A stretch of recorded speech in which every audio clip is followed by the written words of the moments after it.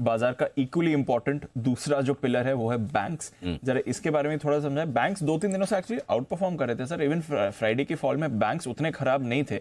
Adjusted closing थोड़ी negative I, but otherwise through the day bank sector ठीक था, and में रिकवरी के साथ भी बंद हुआ।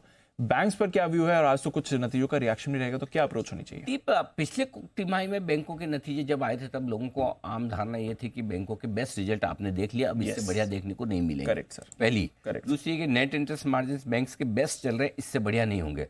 लेकिन इस तिमाही के नतीजों में अब तक जो प्राइवेट बैंक्स के रिजल्ट आए उन्होंने इस धारणा को गलत साबित किया है। पहली चीज ये कि प्राइवेट बैंक्स के केस में निम्स अभी भी स्ट्रांग है, कोई खास कमजोरी के संकेत नहीं, इनफैक्ट कुछ कुछ केस में बढ़कर भी आ रहे हैं। दूसरा, प्रॉफिट पहले से ज्यादा बढ़कर आ रहा है, एसेट क्वालिटी स्टेबल या बेहतर होती हुई दिख रही है। सबसे बड़ी बात जो इस बार प्राइवेट बैंक्स के रिजल्ट्स में दिख रही थी वो ये कि डिपॉजिट ग्रोथ बहुत ही स्ट्रांग आ रही है। आमतौर पर जब डिपॉजिट का मामला आता है तो लोग सरकारी बैंकों की तरफ भागते हैं, राइट, लेकिन इस बार प्राइवेट बैंक्स की डिपॉजिट ग्रोथ भी बहुत स्ट्रांग आ रही है। सो आई थिंक बैंकों के रिजल्ट लोअर एक्सपेक्टेशन पर बेहतर आते हुए दिख रहे हैं, और यही वजह कि आप बैंक निफ्टी को लाइफ हाई पर देख रहे हैं। अगर आप मुझे पूछे नतीजों के लिहाज से, पूरे बैंकिंग सेक्टर में सबसे बेस्ट रिजल्ट आईसीआईसीआई बैंक के हैं। इस क्वार्टर के रिजल्ट्स की बात करें तो नंबर 2 आपका एचडीएफसी बैंक है, नंबर 3 दिग्गजों की बात करें तो कोटक तीसरे नंबर पर आता है। राइट। कोटक ग्रेट नंबर नहीं है, लेकिन तीसरे नंबर पर आता है। लेकिन कुछ कुछ छोटे banks, for example credit access, क्या गजब के रिजल्ट्स है। सो कई सारे रिजल्ट्स अच्छे हैं। तो मैं आपको थोड़ा एक बार रिजल्ट का अंदाजा दूं। सबसे पहले आईसीआईसीआई बैंक की बात करेंगे। ICICI bank extra ordinary performance है, मतलब हर एक पैरामीटर पर पूरे बैंकिंग सेक्टर के सबसे बेस्ट रिजल्ट आईसीआईसीआई बैंक ने दिए हैं। एसेट क्वालिटी 18 महीनों की सबसे बेस्ट लेवल पर चल रही है।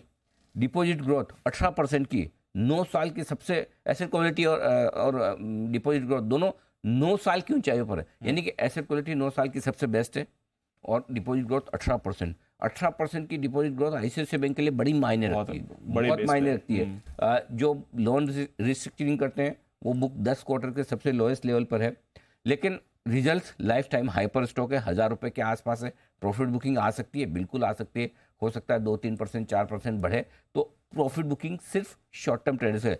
लॉन्ग टर्म इन्वेस्टर्स के लिए ये पोर्टफोलियो स्टॉक है। Right sir. 100% पोर्टफोलियो स्टॉक, ठीक है, 1050 के आसपास आकर रुक सकता है, लेकिन जो इन्वेस्टर है उनको होल्ड करना ही चाहिए। जो शॉर्ट टर्म ट्रेडर्स हैं उनके लिए 1025, 1040 की ऊपर की रेंज हो सकती है फ्यूचर्स की, जहां पर जाकर कहीं रुक सकता है, वहां हल्की फुल्की प्रॉफिट बुकिंग आ सकती है, लेकिन ये मतलब नंबर्स में कहीं कोई खराबी नहीं।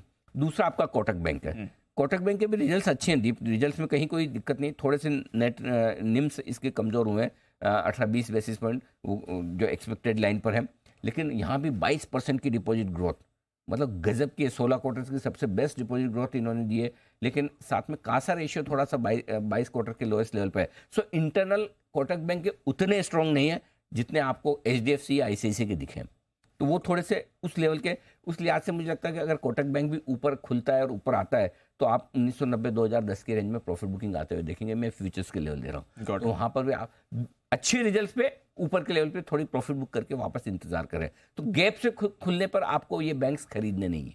अच्छा, हाँ, समझ गया। ठीक। तीसरा आरबीएल, सेम सिचुएशन है।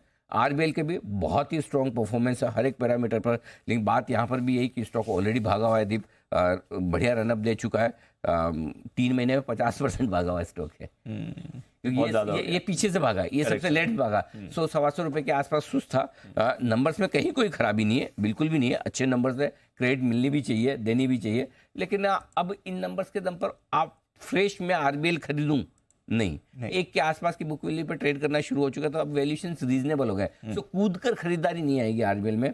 एयू स्मॉल फाइनेंस बैंक, जब आप बैंक से, सबसे कमजोर रिजल्ट अगर किसी बैंकिंग सेक्टर में तो इसके हैं, और अगर 4-5% स्टॉक घटे तो मुझे आश्चर्य नहीं होगा, क्योंकि मतलब प्राइवेट सेक्टर बैंक्स में थोड़ा सा मामला इनका ढीला रहा है। एसेट क्वालिटी अकेला ये बैंक है जिसकी खराब होके आई है। अच्छा, अकेला बैंक है जिसके एसेट क्वालिटी नेट और ग्रोस लेवल पर एनपीए बढ़े हैं। निम्स इनके 20-30 बेसिस पॉइंट से घटकर आए, उसमें भी गाइडेंस जो दिया है वो नेट इंटरेस्ट मार्जिन थोड़े और नीचे आने का गाइडेंस है, यानी कि गाइडेंस भी कोई दमदार है नहीं। तो मेरा समझना, हालांकि अंडर परफॉर्मर रहा है बैंकिंग शेयरों में, लेकिन फिर भी 3 से 5% का करेक्शन इसमें आता हुआ दिख सकता है। तो ये बैंकिंग रिजल्ट हैं आपके लिए सारे। तो ओवरऑल एक एयू स्मॉल फाइनेंस बैंक को छोड़ दें तो सारे बैंक्स के रिजल्ट, चाहे वो अभी तक प्राइवेट सेक्टर हो या पब्लिक सेक्टर बैंक्स हो, ब्रॉडली सबके रिजल्ट्स बहुत तोड़फोड़ और अच्छे आ रहे हैं। प्रॉब्लम ये कि अब कितना प्राइस टू परफेक्शन है, वो वाली बात है। सो सिंपल अपने फॉर्मूला एक ही रखना है, पॉजिटिव रहना है, गैप से ऊपर खुलने पे नहीं खरीदना है, गैप से ऊपर नहीं प्रॉफिट बुक करना है, वापस नीचे का इंतजार करना है, सिंपल। सही। लेकिन बैंक्स अभी भी फंड मैनेजर्स की पोर्टफोलियो में पहली पसंद रहेंगे, क्योंकि इस तरह की ग्रोथ 30-40% की प्रॉफिट ग्रोथ और कहाँ है, और बड़े बेस और कहाँ है, बड़े बेस पे, इसलिए ये रहेंगे अभी भी। Done sir. तो बेसिकली बैंक्स में चिंता नहीं करनी है। चिंता नहीं है, लेकिन कूद के नहीं लेना है, कोई भी चीज कूद के नहीं लेना कि अभी नहीं लिया तो कल नहीं मिलेगा, ऐसा नहीं। ऐसा नहीं है। हाँ, बस वो ध्यान रखो। ठीक है सर। कब क्या लेना है वो ध्यान में रखना जरूरी है। Got it sir.